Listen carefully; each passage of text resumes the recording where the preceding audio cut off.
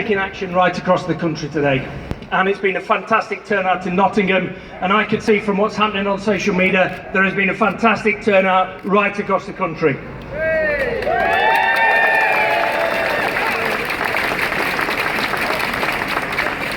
No teacher colleagues take strike action lightly. People come into teaching because they care about the kids and they care deeply about the communities that they serve. But teachers know, colleagues, that enough is enough. Teachers have had enough of funding cuts. Teachers have had enough of the effect that it has on children. And teachers know that these cuts are going to lead to a much worsening of our conditions of service. And we know that these cuts are going to result in a reduction in class sizes. We could see subject options being cut, and we can see the job cuts that are happening now and that are coming. We need to fight against that, colleagues.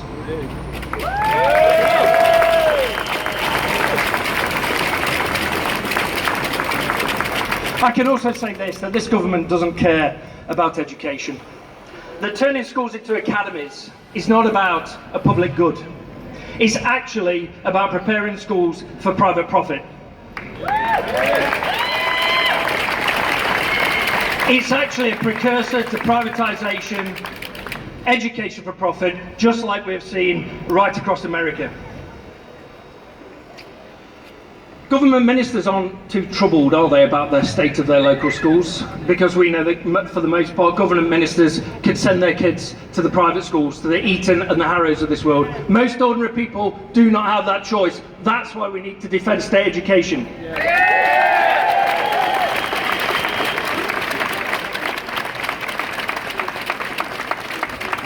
We have, however, seen their mode of operation. We have seen how funding cuts affect other public services. We've seen how they deliberately cut funds in order to create a crisis, to reduce the quality and the delivery of service. We've seen that. We've seen that in the NHS. We've seen that in the emergency services. We've seen it in the social services, and we are now seeing it in the education service. And of course, their solution to this, their solution to the crisis that they create, is privatisation. That's another reason, colleagues, why we have to stand up and fight. I want to say a word, though, about the golden age of trade unionism, because I know that there will be some colleagues today who find it too difficult to get out and strike. But by and large, we're still supported in those schools by those colleagues and their colleagues' colleagues. I don't think there was ever a golden age of trade unionism. There was never an age when it wasn't a struggle. There was never an age where people didn't have to stand up and fight. The Tolpuddle martyrs got sent to Australia. The Tony Pandy strikers faced mass ranks of the police. During the general strike, there were tanks on the street. We organised during the 70s with no legislation to protect us. And the miners faced mass ranks of mounted police attacking them in their coalfields. We have not faced that kind of difficulty today. I do know that teachers in school face oppressive management. I do know that they face bullying. And I do know it's uncomfortable. But colleagues, there is a task for you to do today. And that task is for you to go back and talk to your colleagues and to say to them that this is a fight for education, and this is a fight for the soul of education. And everyone, colleagues today, colleagues in schools, need to build so that we can stand up for education and so that we can stand up for our profession. Thanks, colleagues. Stand up, stand up, stand up for education. Stand up, stand up, stand up for education. Stand up, stand up, stand up for education. Stand up, stand up, stand up for education. Brilliant, Ian. Thank you for being here today. Our final speaker, before you all get to go away and enjoy the rest of your strike day doing something productive. Our last speaker is Sheila Weekly. She's the Division Secretary. Obviously she needs no introduction, but she is the Division Secretary of Nottingham City, NUT. Without her and without her efforts, very few of us would be here today. So please welcome Sheila.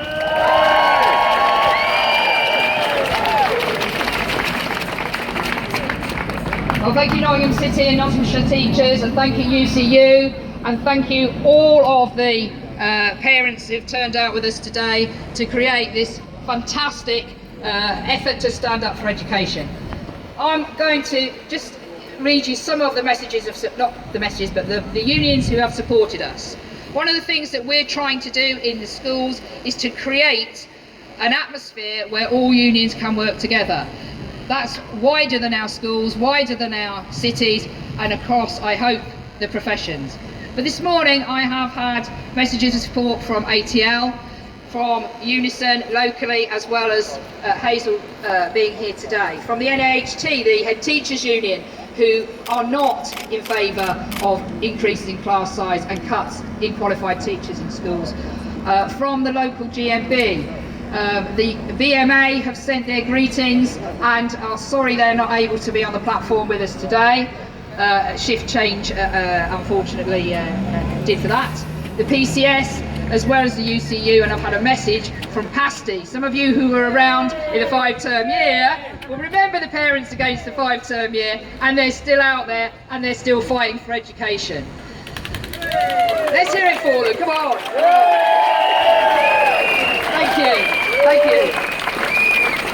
Okay, I'm going to start with Nicky Morgan, because apparently Nicky Morgan thinks that this action is dangerous. What a response. We wrote to Nicky Morgan last week and we said there are lots of things that we could talk about which would make today's action unnecessary. She has not been able to reply, somewhat distracted by who is going to be the next leader of a discredited and disastrous, in terms of everything, but certainly in terms of education, Tory party.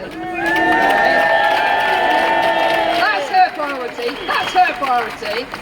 We are taking action today to stand up for education. I have never known people cheer and hoot and give us support on the way down the road like they did today. And actually, we're really noisy today, and that is brilliant.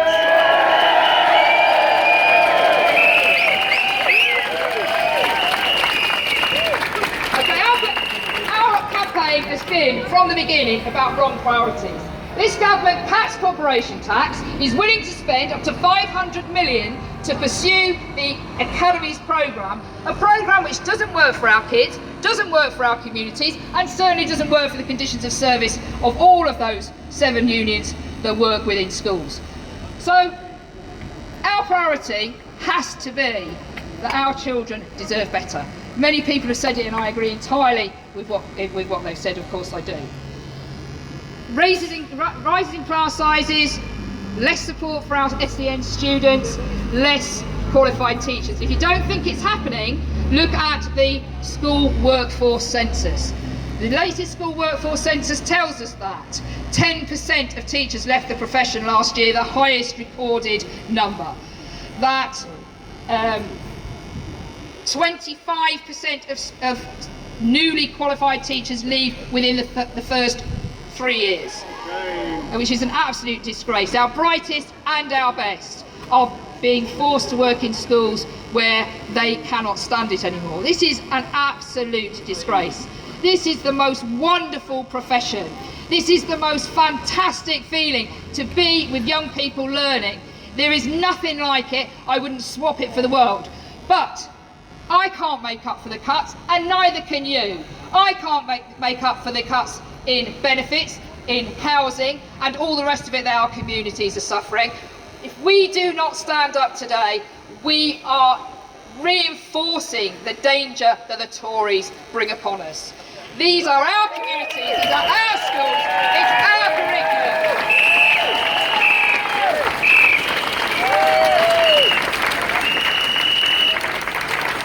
Thank you. I haven't said anything about the complete chaos of the testing regime. Not only do we not approve of it, not only do we think it means nothing, not only do we think that it suppresses the joy of learning for so many of our young people, we also think that they can't organise a tea party in their own path. Right? So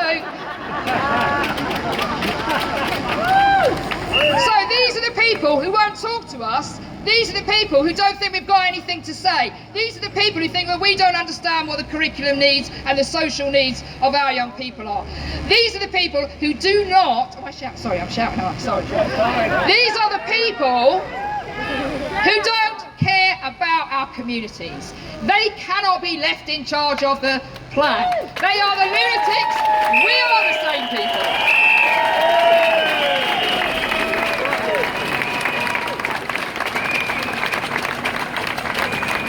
Okay,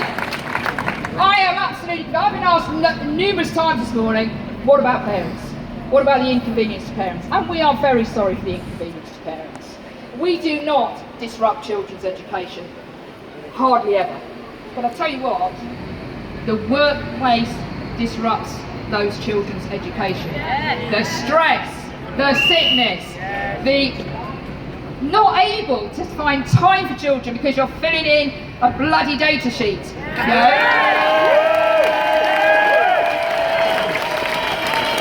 We're here today to say that is not education.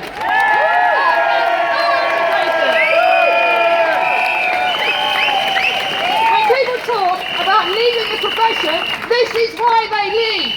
They love teaching, they love young people, they can't get enough of working with parents, and especially in our communities. Nottingham City, outside London, is the highest rate of cuts. 17% between now and 2020. Just pause, think about that. What's that going to look like in your school? What's that going to look like for your kids? My last point is this. The last point is this. We continue to fight for kids every day, every lesson, every way we can. Today is part of that struggle. There's nothing dangerous about this. It will be absolutely an abdication of the responsibilities we've had. And I look around here and I see so many young teachers. I was very fortunate. I am old enough not to have had a loan to pay off while I was trying to get myself started in my career. And I've got to say this to you. When we begin to fight back, we have to take up those other issues. We have to take up the student loans. We have to take up what's happening in our universities, because our teaching profession depends upon it. And my very final point is this. After all the EU referendum chaos and all the bloody rest of it,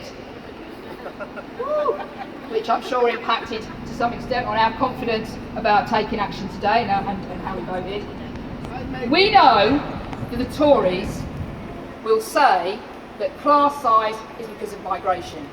Class size is because we have too many people in the UK, too many refugees. We have a long-standing and absolutely proud tradition of fighting any kind of racism, no matter how much it's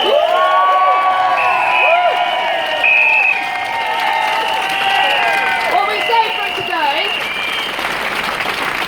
this is the first part of action we will have to take if they will not back down. What we say today is we're for our kids, we are for our families, we are for our communities, and refugees are welcome here.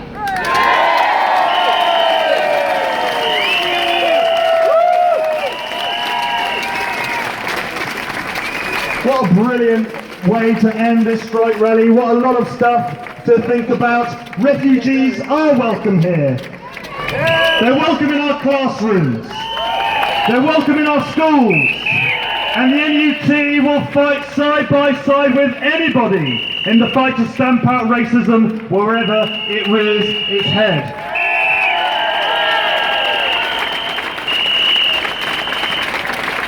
So let's unite.